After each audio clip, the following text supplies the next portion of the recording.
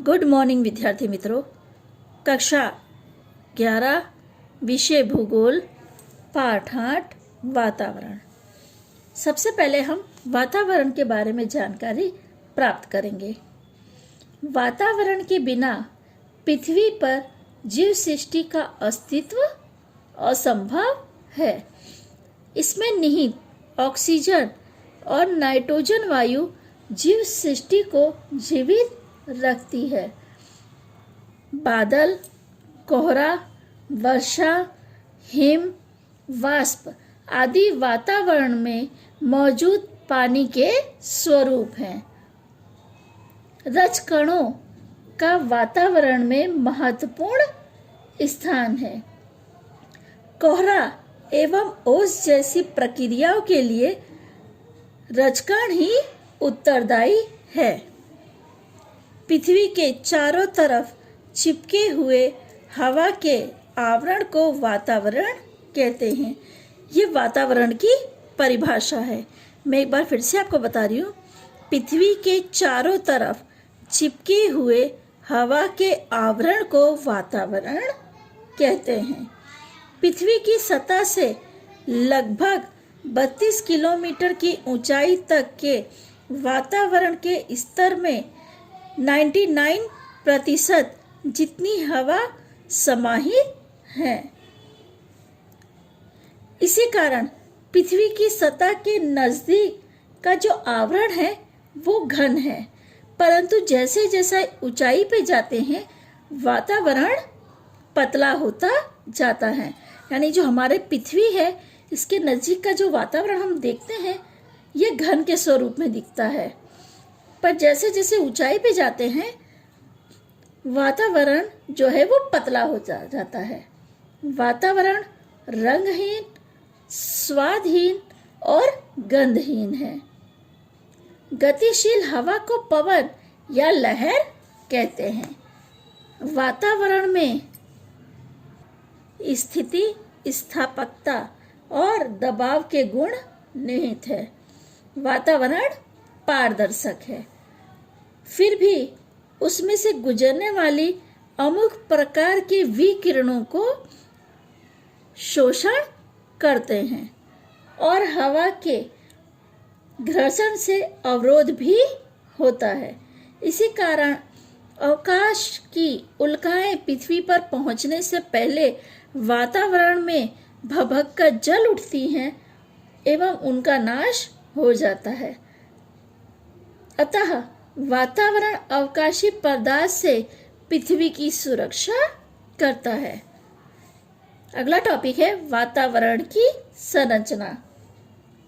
वातावरण में ठोस, द्रव्य एवं गैसें मिश्रित हैं। वातावरण में मुख्य रूप से सूक्ष्म रक्षकण, क्षारकण, हिमकण, सूक्ष्म जीव, पानी की भाप, अलग अलग गैस एवं नमी मौजूद है। नाइट्रोजन, जिसे N2 के नाम से भी जानते हैं, वो 78% है। ऑक्सीजन, जिसे हम O2 के नाम से जानते हैं, जो 21% है। आर्गन, जो 0.93% है। कार्बन डाइऑक्साइड, जिसे CO2 कहते हैं, वो 0.03% है। Neon, helium, ozone, hydrogen, methane, krypton, ये 0.4% जितना है। यानी कुल मात्रा हम कहें तो 100% के लगभग गैस की मात्रा होती है। यानी हमारे वातावरण में जो कुल गैसों की मात्रा है वो 100% होती है, जिसमें कार्बन डाइऑक्साइड सबसे भारी गैस है, जो पृथ्वी की सतह से 20 किलोमीटर की ऊंचाई तक के वातावरण में निहित है, जबकि ऑक्सीजन 110 किलोमीटर की ऊंचाई तक तथा नाइट्रोजन 130 किलोमीटर की ऊंचाई तक होता है। वातावरण में कार्बन डाइऑक्साइड की मात्रा बहुत कम है। वनस्पति अपने प्रकाश संश्लेषण की क्रिया के दौरान हवा में कार्बन डाइऑक्साइड ग्रहण करके अपना भोजन तैयार करती है।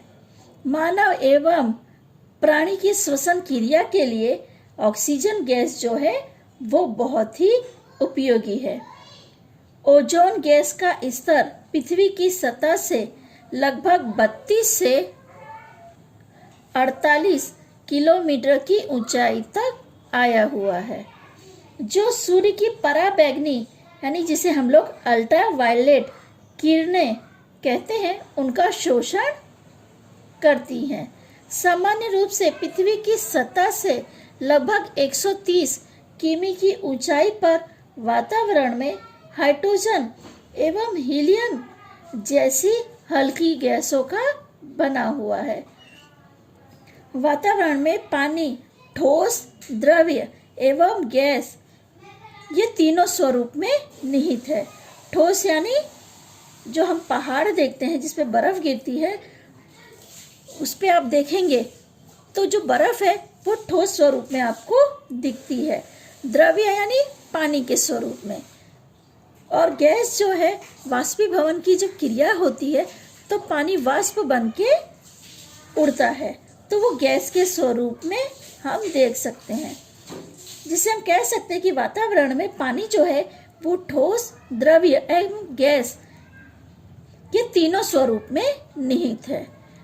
पानी हवा में हिमकण, जल बिंदु और वाष्प के रूप में होता है। इन सभी में वाष्प महत्वपूर्ण स्वरूप है। विभिन्न जलाशयों में वाष्पीभवन एवं वनस्पति में वाष्प निकसन की क्रिया से वाष्प उत्पन्न होती है तथा वातावरण में मिलती है। वातावरण में वाष्प लगभग 10 से 12 किलोमीटर की ऊंचाई तक ही होता है। वाष्प का प्रमाण वातावरण में 0 से 4% जितना है। वाष्प सूर्य की गर्मी को शोषित कर लेने की वजह से वातावरण का महत्वपूर्ण घटक माना जाता है। वातावरण में बादल, कोहरा, वर्षा आदि वाष्प के स्वरूप हैं। पृथ्वी की सतह के एकदम नजदीक के वातावरण में असंख्य रजकण होते हैं। वह खुली धरती, कारखानों से निकलने वाले धुएं, वनस्पति, ज्वालामुखी विस्फोट, उल्कापात आदि के द्वारा वातावरण में मिलते हैं। रजकण और क्षारकण वाष्प ग्रहित एवं वाष्पधारी होने के कारण वातावरण की घनता में वृद्धि करते हैं। उषाकाल या संध्या के दृश्य, कोहरे, बादल आदि के निर्माण की प्रक्रिया में हवा में निहित रजकण के आभारी हैं। कहने का अर्थ है कि जो हमारे आसपास का वातावरण है इसमें वाष्प जो है वो महत्वपूर्ण भूमिका निभाता है। अगर वाष्प का प्रमाण वातावरण में नहीं होगा तो गर्मी ज़्यादा अनुभव होगी। ये वाष्प जो है वो गर्मी को शोषित कर लेता है।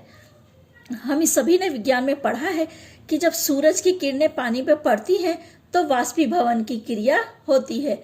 ये वाष्प ऊपर जाके बादल के रूप में निर्मित होकर वर्षा करते हैं और फिर बाद में वापस ये प्रक्रिया होती है। यानी ये प्रक्रिया बार बार होने से वातावरण का संतुलन भी बना रहता है। यानी कहने का अर्थ है कि वातावरण में वाष्प जो है वो सबसे ज़्यादा महत्वपूर्ण माना जाता है। ठीक है विद्यार्थी मित्रों, आगे की चर्चा हम लोग अगले वीडियो में करेंगे।